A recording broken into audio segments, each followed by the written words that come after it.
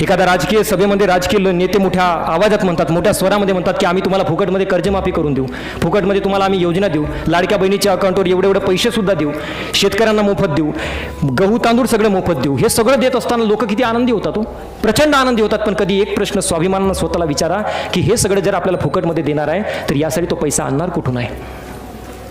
एकदा मेंढराच्या नेत्यानं त्यांना एक सूचना केली, त्यांना एक आश्वासन दिलं की यावर्षी थंडीमध्ये सर्व मेंढरांना आम्ही गरम लोकरीची शाल भेटमध्ये देणार आहोत. सगळे मेंढरं आनंदाने ब्याब्या करायला लागले, आनंदामध्ये उडायला लागले की आपल्याला लोकरी शाल भेटणार आहे. पण एक तिथं हुशार कोकरू होता, उभा राहिला, आपल्या आईला म्हणाला, आई हा नेता म्हणतो की आपल्याला थंडीमध्ये लोकरीची शाल भेटमध्ये देणार आहे, पण हा त्या शालीसाठी लोकर कुठून आणणार आहे.